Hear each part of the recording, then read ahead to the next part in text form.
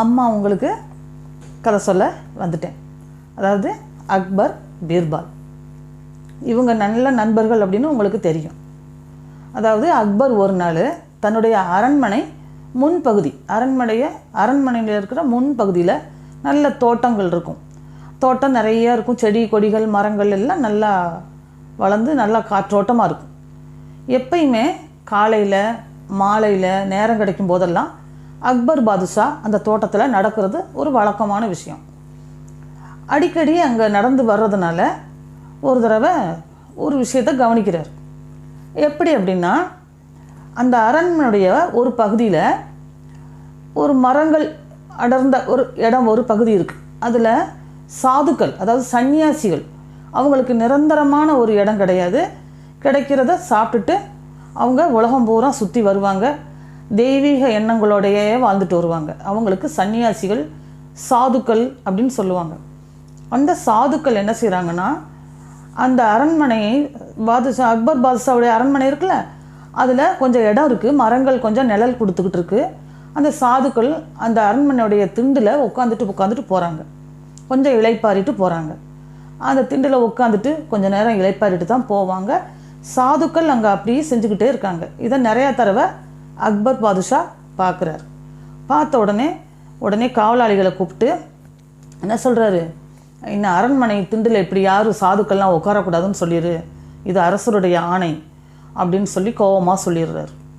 ஆனால் அதே சமயத்தில் அவங்கெல்லாம் சாதுக்களாக இருக்காங்க. அவங்கள ரொம்ப கண்டித்து இம்சை பண்ணி சொல்ல வேண்டாம், இங்கே உட்காரக்கூடாதுன்னு சொல்லி மட்டும் அரட்டி சொல்லி விட்டுருங்க அப்படின்னு சொல்லிடுறாரு. உடனே காவலாளிகளும் போகிறாங்க.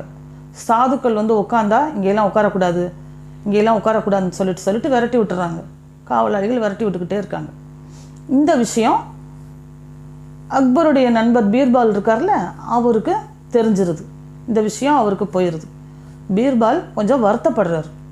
இது வந்து சாதுக்கள் வந்து அப்பப்போ இளைப்பாடிட்டு தானே போகிறாங்க, இந்த மாதிரி உட்காராதீங்கன்னு சொன்னால் அக்பர் பாதுஷாவை யாரும் குறைவாக பேசக்கூடாதுல்ல, யாரும் குறைவாக பேசிடுவாங்க. என்ன அரசர் இதுக்கெல்லாம் அப்படி ரொம்ப கண்டிப்பாக பண்ணுறாரு, உட்காந்தா இதில் என்ன இருக்குது, இதெல்லாம் இப்படி கண்டித்து உட்கார விடாமல் பண்ணுறாங்களேன்னு சொல்லிட்டு அரசருடைய பேருக்கு ஏதாச்சும் பிரச்சனை வந்துடும், இதை நம்ம ஏதாச்சும் ஒரு யோசனை பண்ணி அதை சரி பண்ணணும் அப்படின்னு பீர்பால் நினைக்கிறார். பீர்பால் என்ன செய்கிறாரு, ஒரு சில நாள் கழித்து அவர் ஒரு சாது மாதிரி, அதாவது சன்னியாசி மாதிரி வேஷம் போட்டுக்கிறார். வேஷம் போட்டுட்டு அந்த திண்டில், அரண்மனை ஓரத்தில் திண்டு இருக்கு இல்லையா, சாதுக்கள்லாம் உட்காந்துட்டு போவாங்கல்ல, அந்த இடத்துல இவரும் போய் பீர்பால் அந்த சாதுவான அந்த சன்னியாசி மாதிரி வேஷம் போட்டு அங்கே உட்காந்துருக்கிறார். எப்பயும் போல் காவலாளிகள் வர்றாங்க. அந்த சன்னியாசி பீர்பால் இருக்கார் இல்லையா, சாதுக்கள்னு நினச்சிக்கிட்டு, ஏன் எனக்குள்ளே உட்காரக்கூடாது இந்த திண்டில், போங்க அப்படின்னு சொல்லி விரட்டுறாங்க. அங்கே ஒரு சிலர் உட்காந்தவங்களாம் எழுந்து போயிடுறாங்க. ஆனால் பீர்பால் என்ன செய்கிறாரு, அங்கே சன்னியாசி மாதிரி வேஷம் போட்டு தானே உட்காந்துருக்கிறாரு. அந்த சன்னியாசி அவர் என்ன செய்கிறாரு, எந்திரிச்சு போகவே இல்லை, உட்காந்துக்கிட்டே இருக்கார். திருப்பி வந்து சொல்கிறாங்க, ஐயா எனக்குள்ளெல்லாம் நீங்கள் உட்காரக்கூடாது, போங்கன்னு சொல்லிடுறாங்க. அவர் போகவே மாட்டேங்கிறார். இப்படி 2-3 தடவை சொன்னாலும் அந்த சன்னியாசி அசையவே இல்லை. என்னடா நம்ம சொல்லிக்கிட்டே இருக்கோம், ரொம்ப அரசர் வந்து அரட்டக்கூடாதுன்னு சொல்லியிருக்காங்க, கண்டிக்கக்கூடாதுன்னு சொல்லியிருக்காங்க, என்ன பண்ணுறதுன்னு தெரியலையேன்ட்டு ஒரு 4-5 தடவை சொல்லி பார்க்காங்க. அந்த சன்னியாசி கேட்கலை.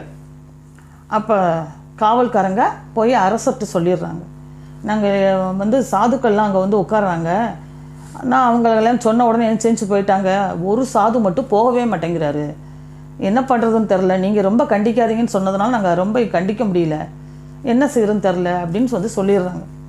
உடனே அக்பருக்கு ரொம்ப கோவம் வந்துடுது. சரி வா நம்ம அங்கே போவோம்னு சொல்லிட்டு அந்த சன்னியாசி, அந்த சாது உட்காந்துருக்காருல, அந்த இடத்துக்கு அரசரே நேராக வந்துடுறாரு. வந்த உடனே சன்னியாசி பார்த்துட்டு, ஏன் இந்த திண்டில் வந்து உட்காந்துருக்க, இது என்ன தர்மச்சத்திரமா, இங்கே வந்து நீ உட்காந்துருக்க அப்படின்னு சொல்லி கேட்குறாரு.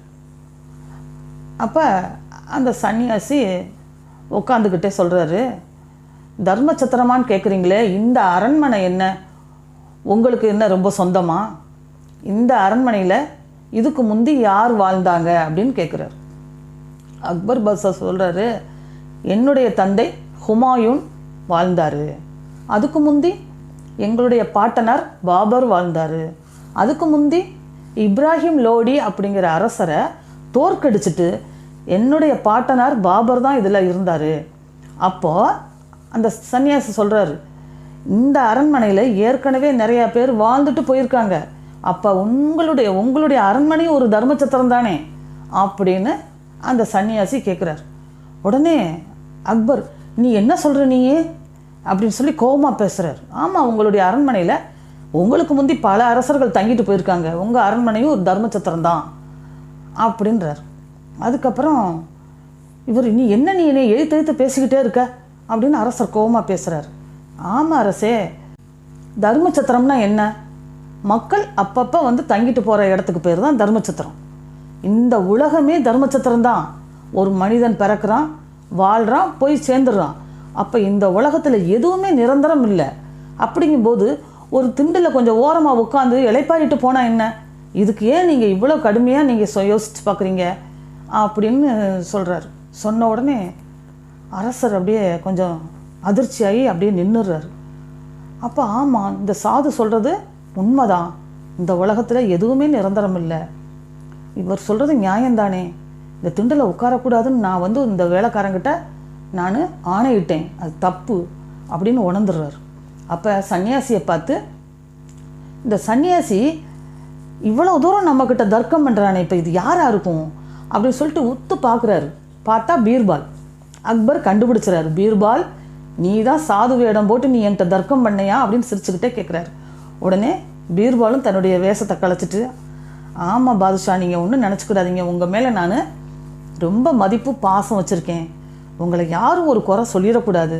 சாதுக்கள்ங்கிறவங்க ஊராக போகிறவங்க தன்னிட்ட எதையும் சேர்த்து வச்சுக்கிட மாட்டாங்க. கிடைக்கிறத சாப்பிட்டுட்டு ஊராக தெய்வ வழிபாட்டோடு போய்கிட்டே இருப்பாங்க. அவங்கவுங்க திண்டில் கொஞ்சம் நேரம் உட்காந்து இளைப்பாரிட்டு அதில் என்ன குறைஞ்சி போகுது? நீங்கள் உட்காரக்கூடாதுன்னு சொன்னால் அவங்கள யாரும் குறை சொல்லிடக்கூடாதுன்னு ஒரு நல்ல எண்ணத்தில் தான் நான் உங்கள்கிட்ட தர்க்கம் பண்ணேன். தப்பாக இருந்தால் மன்னிச்சிருங்க அப்படின்னு பீர்பால் பணிவாக சொல்கிறார். உடனே, இல்லை பீர்பால், என்னுடைய தவறை நீ திருத்துற, எனக்கு நீ நல்ல நண்பன், நீ செஞ்சது எனக்கு ரொம்ப சந்தோஷம்தான் கொடுக்குதே தவிர நீ குற்றம் எதுவும் செய்யலை, மன்னிப்பெல்லாம் கேட்காத. நான் உண்மையிலே நீ சொன்ன விஷயம்லாம் நல்ல விஷயம், எனக்கு ரொம்ப பிடிச்சிருக்குப்பா அப்படின்னு சொல்லி பீர்பாலை பாராட்டுறாரு. 2 பேரும் சந்தோஷமாக சிரிச்சுக்கிட்டே அரண்மனைக்குள்ளே போயிடுறாங்க. இந்த கதை உங்களுக்கு பிடிச்சிருக்கும்னு நினைக்கிறேன். மீண்டும் ஒரு நல்ல கதையோட அம்மா உங்களை சந்திக்கிறேன். நன்றி, வணக்கம்.